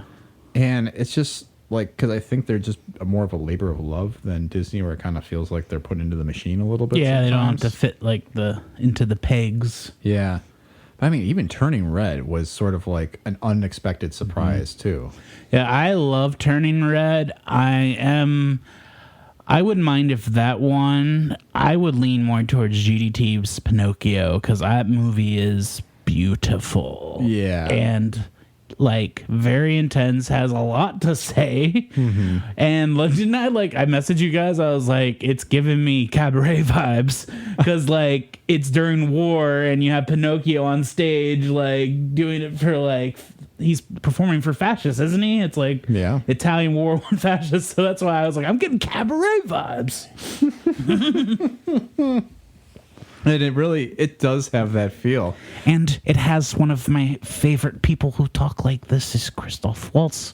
Oh God, yeah, he's the circus. Yeah, and his look is amazing. I know. It feels so much like the Nightmare Before Christmas in terms of the animation. I was almost surprised that like Wendell and Wild was that studio and not right. Which, I mean, that's why I wanted to ask you about Wendell and Wild, because I know you watched that. And was that one you thought might have got left out? It's hard because that movie is like a visual feast, but it has so much going on and it's so messy. I really recommend it because, I mean, it's on Netflix. Mm-hmm. And it's Key and Peele, like with more of the Peele mind mixed with like that Henry Selick style and like that kind of darkness. Mm-hmm. And it's a good fit. It's also got a pretty diverse cast too, I think, and it has a trans character in it, which is that's pretty big for like an anime movie. That's like, I think it's PG-13, but still like that's usually not something you see in the animation section. It's a big step forward for sure. Mm-hmm. I mean, I think that's what I liked about a lot of these animated. Even Turning Red also kind of had the same feel of like Everything Everywhere All at Once, where it's giving a lot of representation to an underserved demographic. Yes, and even though there's like big differences between the two, I'm kind of wondering if that might be a knock for Turning Red to win, because it has kind of has similar themes everywhere all at once. I have a hard time believing the Oscars are going to give Everywhere All at Once all these awards and Turning Red. Yeah, right. And not that it doesn't deserve it. I just think they're not going to do that. No, but also you look at the way that a couple of these other movies were made. Like Pinocchio, you can tell, again, was a labor of love. Like, it's just the stop animation, how brilliantly put together all that is. And it's obviously a familiar story, although I didn't recognize any piece of it outside of him getting stuck in the whale, right? Like, that's pretty much all. Oh, I mean, and the circus too, but I mean, he didn't turn into a donkey in this one. I think David Bradley, I think his name is, Filch, is like, for how old he is still like giving great like vocal performances. He was very, very good in that. I did want to throw out a couple other recommendations though, or a couple other should have beens. So Chip and Dale Rescue Rangers came out this year. I wanted to throw that in there because that movie I loved, but I didn't have the guts. I thought that was a very good movie. I was kind of surprised it didn't get nominated. It was very fun. Yeah, and I have trouble telling people to watch. Like, they won't watch it. Like, people are like, "What, Chip and Dale's?" And I'm like, no, you don't understand this movie. Especially like, I feel a lot of people of our age. And hey, we've talked about it on the podcast. Love that era Disney TV, Darkwing Duck. Yeah. Say no more. That's all I'm gonna say. Yeah, no, I mean it's a very real possibility. But this felt like a spiritual successor to Who Framed Roger Rabbit. I love that movie, and I was just like, this felt like they were doing so much different types of animation in here that it was surprising they didn't give it, but I guess I get it. I mean, the other, like I said, I have no complaints with any of the animateds. I would have maybe given that a nod over like the Sea Beast, which I liked. I didn't love the Sea Beast because the other movies this year have been very good. Yeah, and I know I said this about Prey. I would have loved to have seen Pinocchio in theaters. I would have loved to have seen Turning Red in theaters. Yep. And I would have definitely loved to have seen Rescue Rangers. Although, because it didn't have a lot of press and people talking about it, I wonder if I would have seen it. Because I don't think I would have known. Because based on the marketing I saw, well, at least the first trailer, I didn't get the vibe of what they were going for. I think they had a second trailer that had more. Like, it had the Seth Rogen and the bad CG and stuff like that. But the one movie I'll talk about with you here, Fred, is Marcel the Shell with Shoes On, which is one I did get to see in the theater. That, I think that might be my favorite of the crop. I liked Pinocchio a lot. Marcel the Shell had a ton of heart and literally laugh out loud moments. Did you have any relationship to the Adult Swim show? No. Because that's what turned me off of it, because like I don't really dig that style of comedy, and I don't know what Marcel the Shell is like. I'm talking about like those shorts at the time, like it was like that Orly Stories, like they had like little oral, like moral oral. That was it. All that stuff, Aqua Team Hunger Force, and Marcel the Shell was like a short amongst all of that stuff. So I kind of lumped it in with like that Adult Swim humor. And it's not anything like that. Okay, good. So no, it's not like the weird like stoner animation type stuff. Yeah. It is no, I mean it's Jenny Slate. She's the voice of Marcel the Shell, and it's literally just like a anthropomorphic shell that lives in a house and is basically kind of like, it's almost like a fake documentary of like asking Marcel about like its life, and it's like a real person. So it's in a way sort of like Chip and Dale, and like where it's a mix of real people and animation, and you see just like Marcel kind of like go through his life, and you see him like kind of like working around this house and like trying to realize like his family's lost and all this, and it's very, very heartwarming. Like he lives with his grandma and Isabella Rossellini. Yeah. Good year for her, because she's in the Julia HBO show, which I really recommend. If you just want like, if you like Ted Lasso and you think you would like a show about Julia Child with that vibe, just like good-hearted, fun comedy with two Frasier stars, David Hyde Pierce and BB Newirth, acting together. Isabella Rossellini plays the French cook who Julia will call and like had a relationship, who lived in France. That's who she would go and stay with and like get her recipes, and having Isabella Rossellini play that character. But from the trailers I saw of Marcel the Shell, I heard her voice and I recognized that voice because I know it also from the Merlin TV show. yeah. Oh my god. Something we'll cover one day, but I feel we got to save it when we're really hard up. Yeah. But I love that series. that is fun. She is, and she's very good in it. She does another good kind of David Bradley-esque vocal performance. So I would think Marcel the Shell could win. It's got heat. It's got heat, and it really is just like, I was surprised. Like I was on the verge of tears a couple times in that movie. It's kind of like heartwarming, sad, and all that. But I mean, Pinocchio it feels like it's got the momentum. Right? Yeah, because Turning Red doesn't have a lot of Oscar talk. It had a lot of great steam and reviews, and it was huge at the time. Mm-hmm. But it's kind of drifted off, which is crazy that Everything Everywhere All at Once has not, because you and I saw that movie in like January. Yeah. And that's usually hard for a movie to carry that favor all the way into the end of the year. Yeah. When you've got movies coming out November, December. We'll talk a little about Everything Everywhere All at Once, but my initial reaction to that movie is nowhere near where I am now, and I admit I was a little off base when I was trying to evaluate. But yeah, Turning Red will be an interesting one to see, but I do feel like Pinocchio's got momentum. Turning Red, though, I don't want to out anybody, but I do know somebody that brought them to tears because they related very closely to the story. Mm-hmm. Yeah, and that's something that I feel Everywhere All at Once was. I don't know if I'd say lacking. It's just I don't have the cultural like experience of the people in that stories, and I heard that spoke to so many people who had similar experiences, and especially filmmakers who, like talking about like being so seen in that movie.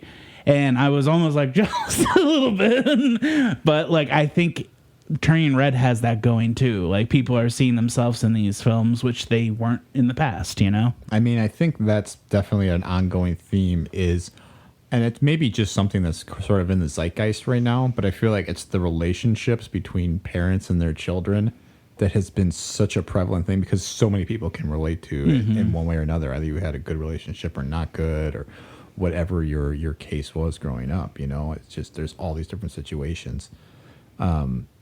So yeah, I think it's a fun group of animated. I would recommend every single one of those movies. It's very good.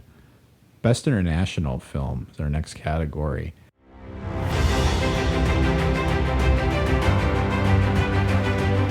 This is a little controversial, I feel like, because I feel like the two biggest or most talked about international films of the year didn't get nominated. And it's kind of weird to me because the ones that were nominated are All Quiet on the Western Front, Argentina 1985, Close, The Quiet Girl, and EO. And I've only seen two of those so far because All Quiet on the Western Front got also nominated for Best Picture.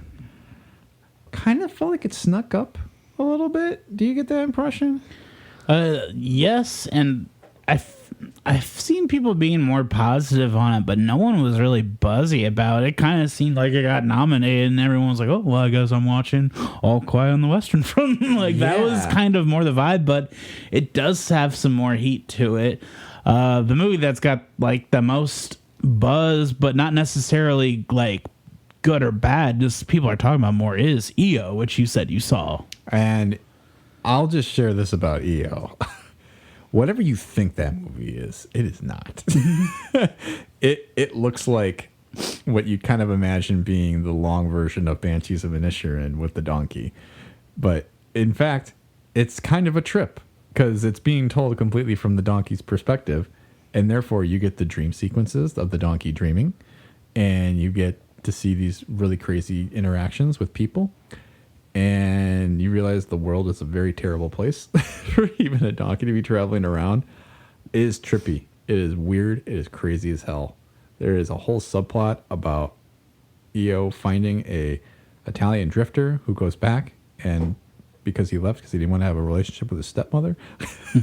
It's like that type of thing is the culmination of like, wait, what did you just say? Why are we spending time with these characters? I was hoping it was going to be like a backdoor prequel to The Godfather Part 2, and it was like the donkey that Corleone snuck out. Oh my God. That'd been pretty cool, though. It would be kind of fun.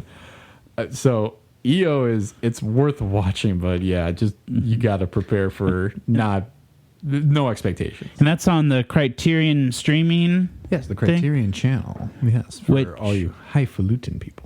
And for your non-highfalutin people, last I checked, there's a trial for like at least a week, and that's my plan for watching EO is to get that trial and get in some other stuff because I know there's interesting stuff on there. I just can't have all these streaming things. I know. There's just too many out there. I just got Paramount to watch Babylon.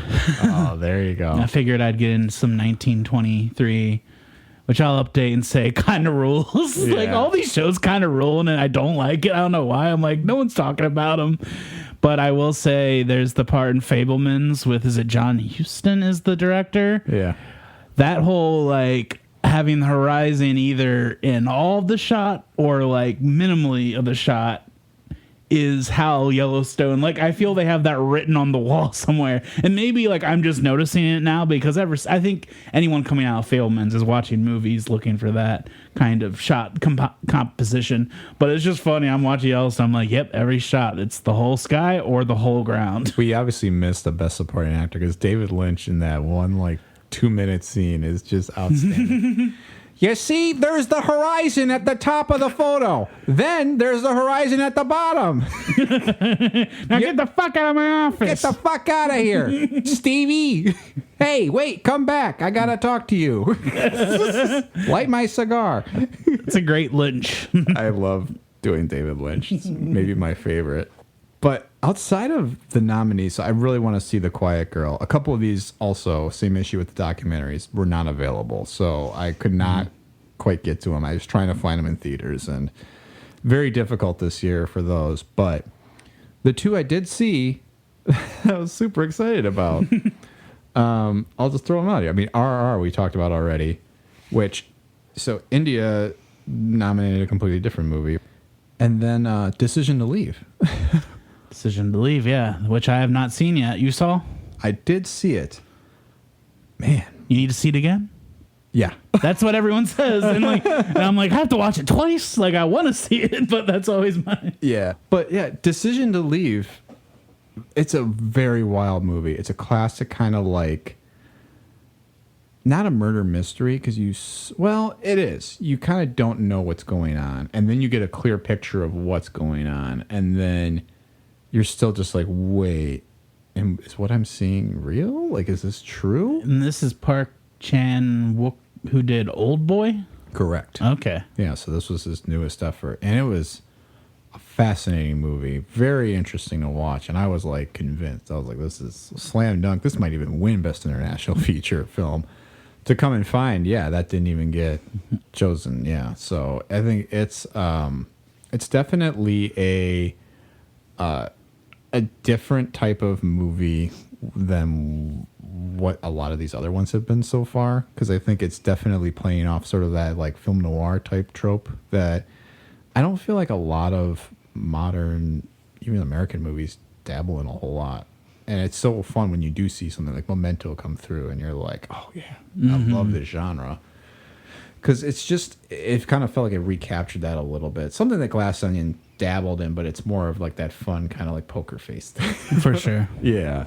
I would definitely recommend Decision to Leave, and I would have nominated it and probably even given it the win. Is that on Criterion? It's on something. It's on Mubi. Mubi, which, that's another one. Another trial I need to... Yeah. Worth the trial to go watch. But, yeah, so definitely interesting. And I think we've talked a little about RRR. And, I mean, I was even pulling for RRR to get Best Picture, but I thought for sure slam dunk to be international feature.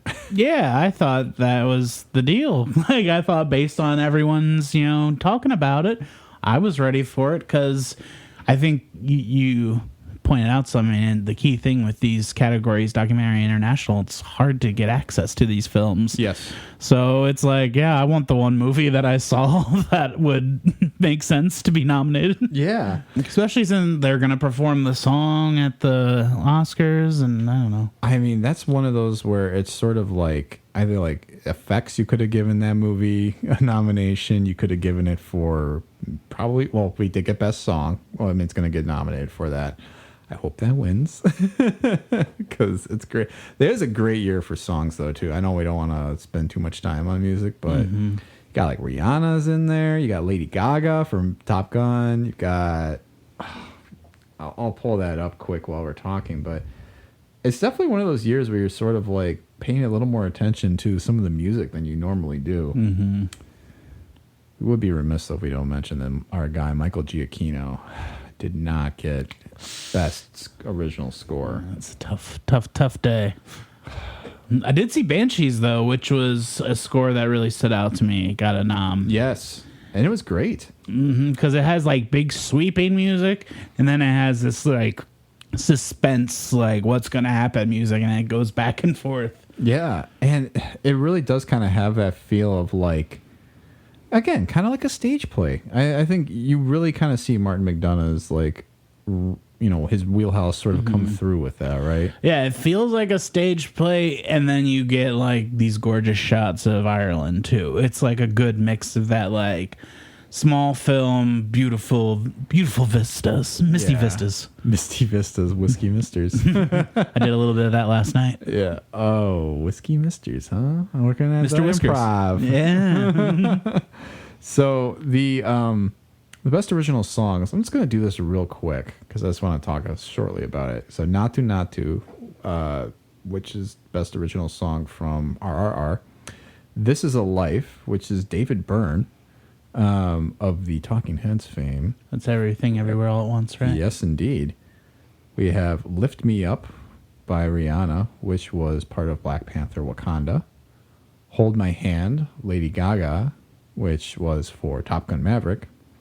Then we have Applause by Diane Warren, which was for the movie... Till? Yes. Oh no, from Tell It Like a Woman. Yeah, from the movie Tell It Like a Woman. Oh, I don't even know what that movie is. I don't either. Apparently, it must be pretty good. Maybe we'll play a little a sample of it. I mean, you're just gonna play Shambhala. I wish I had more of a voice today. But I think in that category, I would love to see Natu pull it out, but they're going up against some heavy hitters. I think it might be the. It's hard because I don't think it's going to go to Gaga because she won so recently. That's true. I think that there's a chance Angela Bassett won't get the nomination, but the song for Wakanda Forever could get. I could see that winning. Yeah, definitely. Man, I wanted that Batman score. Dum bum ba da dun da da dun dun dun. So Fred, I think then coming off of the music there, we're gonna face the music here with our Best Director and Best Picture nominees. So I kind of want to do this maybe one in hand, because that way we can really talk about the best and brightest movies of the year, and then who did the best job directing them.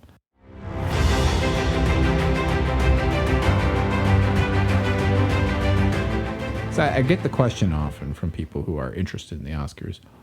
How is it one person can win Best Director, but then not win Best Picture? Because wouldn't the Best Directed film be Best Picture? I don't know, because I just think of... to me, I think it's whatever movie is doing like something more interesting, or I just feel like you feel the auteur really present in the movie. Mm-hmm. Like, I don't know if I would give Fabelman's Best Director. I don't know, but I could see that being an example of how like someone like, oh, that's very much the Spielberg vibe. Although there was only like a few moments where I really got those Spielberg warm moments. It was to me a very different movie. A movie I liked though. A very personal movie, 100%. Mm-hmm. Which, did you know what it was about? Wait, we're going in? Yeah.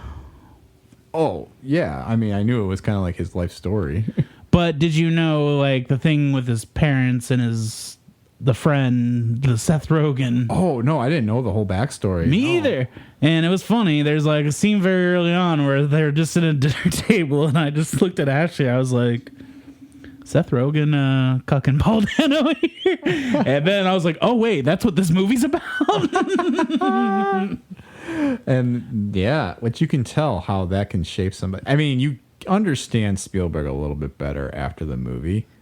I'm also kind of like, I feel like he just is sort of a movie nerd who had a really weird childhood. And like, For sure. Yeah, I don't know. There's just something that left unsaid in that regard of like, I feel like we're supposed to understand these nuances about him, but really it just feels like, oh, life kind of passed him by while he was just kind of busy chasing down this dream of becoming the GOAT. Mm-hmm. It's kind of like that feeling of like you look back at your life when you were younger and you realize, oh, that was going on. You know, like I was in my own space doing my own thing. I didn't really take a step back to see the big picture. Right. So I just wanted to go through the Best Director nominees as we're talking about this, because we talked about the Best Picture nominees up top, but it is Steven Spielberg for The Fabelmans, the Dans for Everything Everywhere All at Once, that's Daniel Kwan and Daniel Scheinert, Ruben Östlund for Triangle of Sadness, Todd Field for Tar, and then Martin McDonagh for The Banshees of Inisherin. You know, obviously a very diverse category. Mm-hmm. A good example, I just want to say real quick, put a pin in what I was talking about with like the directing and Best Picture. I feel I wouldn't give West Side Story Best Picture. I could see giving it the nomination for directing because it was directed the shit out of, you know? Yeah. And I feel that with Everywhere All at Once. I feel that with Banshees of Inisherin. I could give you that. Because I think those movies definitely have something of a handle. But yeah, the way that I would even pick up off of what you're saying, then yeah, is like you have to look at every component that's being nominated, right? The performances, the way, the cinematography, which we didn't really talk about that or screenplay. But again, some things that would really comprise, like, do you kind of feel the story in the script? Because, like, Bardo, I watched. That was another international feature that didn't get nominated. Full title, please. What is it? Bardo or the Birdman of your dreams? What is the full title? It's like Bardo, False Chronicles of a Handful of Truths. And boy, is that movie something. Again, a movie that I'm like, this is a masterclass in cinematography. You can see the director had full control. It don't make a lick of sense. It is weird as hell. And I mean, it's clearly another story that kind of felt kind of personal, but ultimately I was like, okay. That's how I feel. That's what I heard from most people. Yes. It's one that I would not say you need to chase down if we're talking about international features again. But as far as the directors there, though, I mean, if you want to talk about directing where it's like, okay, who had the best kind of handle on the movie and put together a piece that looks like, this is really well orchestrated. The Tar of it all, if you will. Like Tar is a movie I think he directed the shit out of. He did. I don't know that I loved Tar, though. Like, I mean, I thought it was very good. Probably one of the top 10 movies of the year, but not top one. I definitely feel like that one would definitely be one I'd throw in there. I would throw Banshee of Inisherin. I think it's, or Inisherin, however you want to say it. I don't know, though. I could definitely see Everything Everywhere All at Once getting the Dans their nomination, because that's a movie that I think hit on all cylinders. Again, I'll play like the Oscar politics. I could also see them just giving it to Spielberg since this is his personal movie, and then giving them the Best Picture, or flipped around, give them all the awards but Best Picture. Yeah. I could definitely see So that. I feel it definitely gets tricky when it gets the directing. Yeah, it is a bit. Do you want to talk a little about some of the movies that were nominated that we haven't really discussed yet? Because Triangle of Sadness, I know you have not seen, right? No. Yeah, so what were the 1.5 that... Well, today I threw on All Quiet on the Western Front, and I watched about 35 to 40 minutes of it, and I said, yeah, this is pretty much what I assumed it was going to be. And I turned it off, and I put Banshees of Inisherin on, and I was just like slapping my knee, having a good time. Oh, my gosh. That's so funny. Because I watched it with my fiance, Jasmine, and she also had a very similar comment. We got about 45 minutes in, and she goes, I am so bored. Like, this is exactly the war movie I thought it was going to be. I like a good war movie now and again. I didn't love All Quiet on the Western Front. I thought it had an interesting score. Yes. Almost had like these electric guitar, like distorted, like. And it did get nominated for Best Score. Yeah, and I think that's an award I can get behind based off the little I saw. I thought I had a banging score. Super interesting score. I still would have loved to see the Batman get in there. No, I mean, yeah, obviously. Obviously. But, no, I agree, though. Look, All Quiet on the Western Front's going to win Best International Feature, which is, I think, that's fine. I think it's interesting to see a story told finally from the German perspective in that regard. I'm also not going to be like, this is the best movie ever. I mean, again, I think 1917 was the better version of that movie. Well, at least like it was kinetic and like interesting, like visually. I know some people don't like that movie, and it's like a movie like I'm not going to revisit probably like for a long, long time. But I do like that it's like, we're going to go a little while, and we're going to meet this British actor. Cool. And we're going to meet this guy from Sherlock. Oh, awesome. And then, at the end, we're going to meet another guy from Sherlock. Cool. I just love that it was like going from place to place and like, Mark Strong's going to do a little something here. Yeah, right. We just got to get that Mark Strong in there. I love Mark Strong. He's great. I even kind of love him in The Kingsman, the second one too, when he's singing Country Roads. Yeah, he's good in the second one. I kind of like Kingsman's too. That's a messy ass movie. It is. Triangle of Sadness. I'll say this for it. I get what he's doing. Another movie where I got to the end and I'm like, I was more entertained by that than All Quiet. There's some gross moments in that, but are poignant because they're trying to make a commentary on high society and kind of like it's like they're no better than anybody else. But in its chase of like hierarchical society and trying to make this bitter kind of like critical commentary on that, I felt like it kind of lost the plot a little bit and it lost the threads of the story. It's a movie that is not directed the shit out of. It just has some very fun moments with It's 2.5 hours long. and not enough Woody Harrelson. I'll just say that. You think you could have used a little more of me in that film? Yeah, I would have just loved to see him just kind of like going. Don't do it like comic. I try to talk through my teeth a little when I'm doing a Woody Yeah, Harrelson. that's right. I can't do it. It's starting to sound a little too, like John Lennon. So, I thought it was fine. Another movie, I'm just like whatever. I'm going to talk about Top Gun though, because I did like that movie. I don't love everything it's behind, but for what it was and for how it got made, and I think how it got made is almost infinitely more fascinating than the movie itself, because those guys are up in the planes flying them. It is like the moment I remember most from that movie is not even in the movie. I was in the theater watching this, and there's a guy next to me, and I'm trying to do this so I don't lose the microphone. But in the last sequence, when they're doing like the whole like trench run or whatever, this dude literally leaned forward in his seat, hands on his knees, staring at the screen. And I'm like, this guy's not even being ironic. He's literally on the edge of his seat watching this movie. And I am like, that's how I know I'm watching a great action movie. When somebody is like repositioning themselves to brace themselves for the end. Like, it was a marvel. That best stunts should be an award. Definitely, and I would agree. That was a movie that, even though I didn't like, it wasn't necessary for me, was directed the shit out of. Yes. Also could have gotten best song for Great Balls of Fire. I mean, But did they ever do like a slow version in the movie? I only saw it the one time, and I was at the house.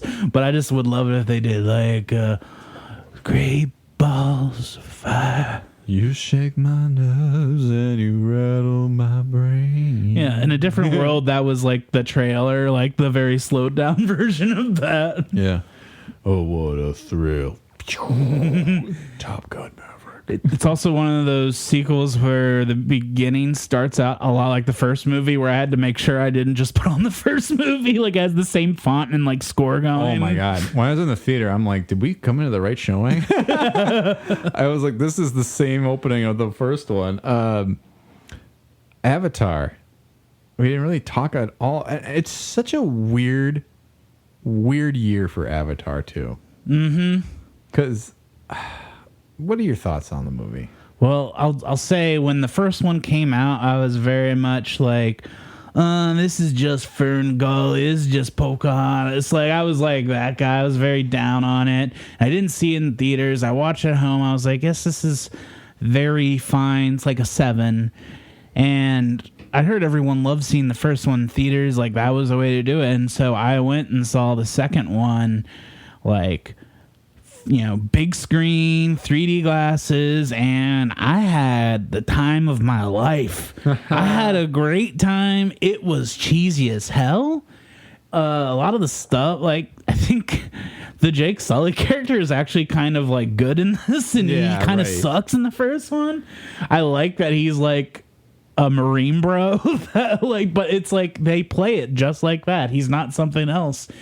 And the last hour of that movie, you're just like, oh, just on this ride. Yeah, it is just, it's exactly everything you expect from James Cameron, right? Like, you kind of are like, why is this existing? Why am I watching this? Why is this entertaining? Oh my God, I'm loving this. Like, and you're just like, you're in the ride. It's so weird because I felt like the first one, even though it did get more, I think, criticisms about it, I think everyone thought it was going to win Best Picture because of what it was doing. And then this year I feel like, Avatar 2 is nominated because obviously, like, it is the culmination of everything that you need in a movie. And also I feel like it has no chance of winning. And like, it kind of like, it's doing what it was supposed to do. It's making a shit ton of money. It's blowing Marvel out of the water. but it also seems just not talked about, and I feel it doesn't really need to be talked about in this space. But I will say this was a fucking blockbuster movie that was awesome. If you're a James Cameron fan, he's really digging into his backlog. Like, if you're a Titanic fan, there's a lot of Titanic in Way of Water, not just because there's water, but like there's scenes.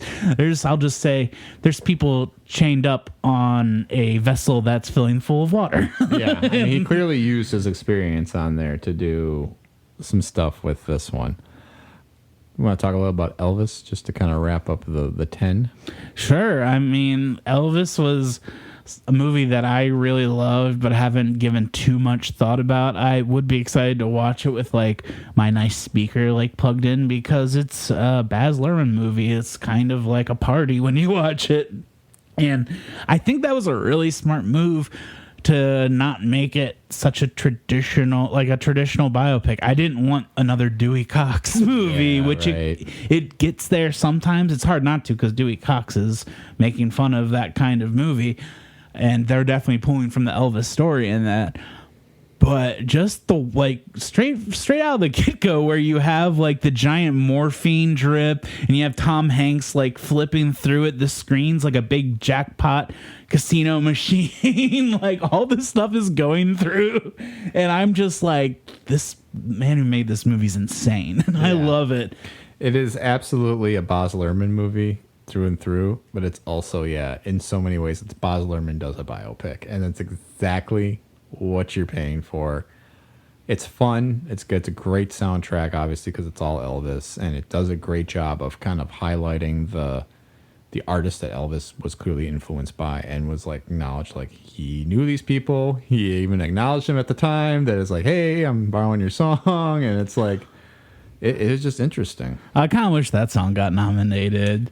The Doja Cat song, because when that drops, like, it's kind of a cheesy hip hop song, but I mean, when that comes on the radio, I get excited. Yeah. And when it played in the movie, I'm like, I'm watching a movie about Elvis with Doja Cat playing. Right, I know. I'm like, this is Baz Luhrmann, though. This is what he does. He puts modern music into like old stuff. It's just so funny. But yeah, I mean, we talked about Austin Butler a lot. Hanks. Clearly, I'm all over my Toms. It's a daily thing with me. But, man, I did not love that role. I didn't love any of that framing with that character. Yeah, I liked the framing, but I was just like, geez, Tom. And he's going big this year. Him and Pinocchio is ridiculous. Or what is this one? A Man Called Earl? A Man Called Otto. Oh, that's it. Otto, Earl, whatever. It's kind of similar. What about, are there any movies that you thought should have been nominated that didn't quite make it? Because we talked about a couple. Then we talked about RRR. We talked about The Woman King. We talked about Glass Onion. Yeah, I'll just say for directing, I've got a few here. Sure.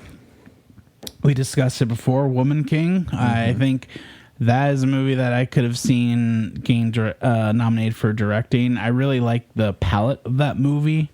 It's very bright for a movie about like war.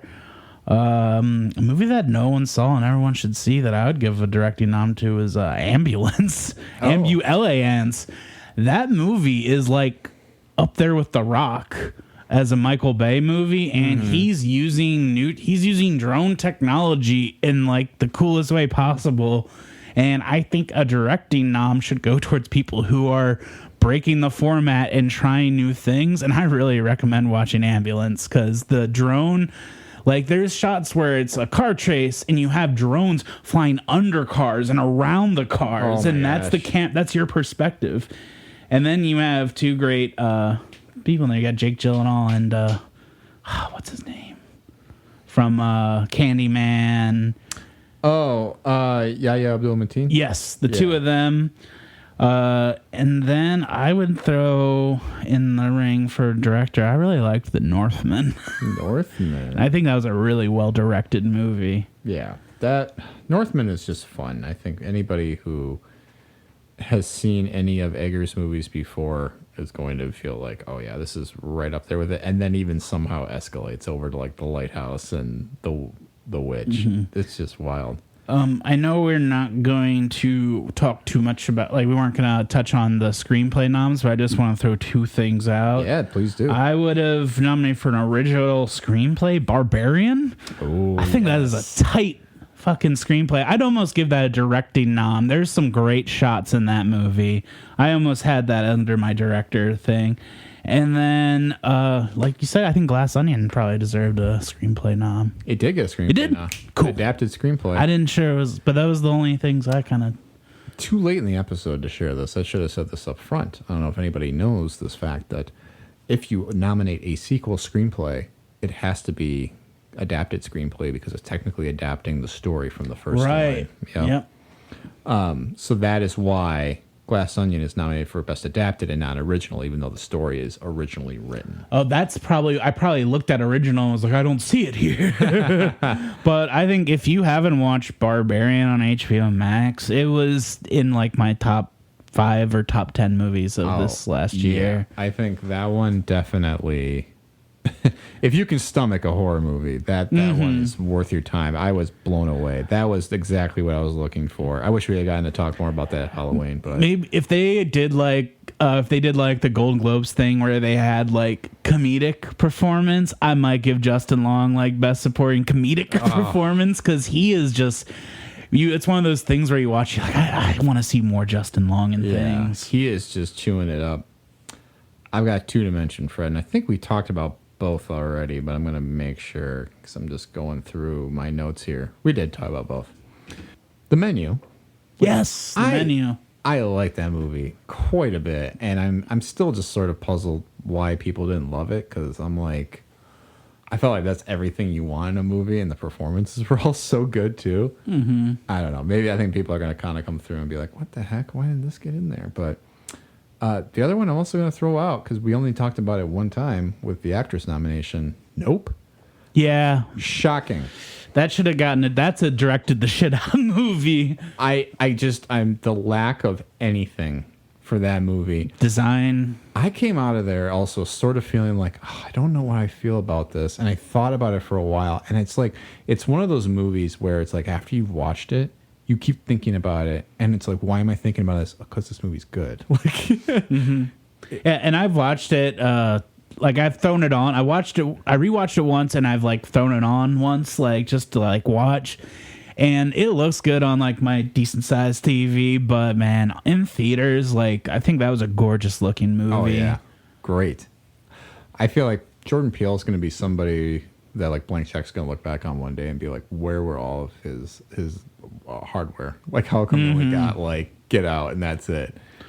And then the people in the movies too. It's also like, how come these acting nominations didn't come through, especially for like Daniel Kaluuya? Like, which I liked that performance, but I just was surprised that was the performance I heard the most people talking about. I for sure walked away with that movie like, Keke Palmer, more of her, please. She was great, absolutely. I mean, there's a lot of great movies this year. I'm glad you called out Barbarian too, because that one was a real good ride. It was just an awesome awesome year for movies. Who's got it though? Who's gonna win, and who do you think could win? I really think Everywhere All at Once is gonna clean up big. Yep. That's the vibe I'm getting based on the other awards. From what I listen to a lot of like podcasts where they theorize about the Oscars, and apparently a big trend is look at SAG, look at the DGA, and that'll kind of point the way. But there's always room for upsets.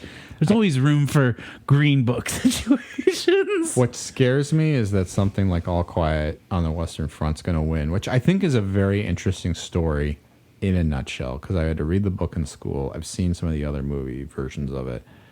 It's interesting for the time it was written. The movie that I watched this year was not the best movie of the year.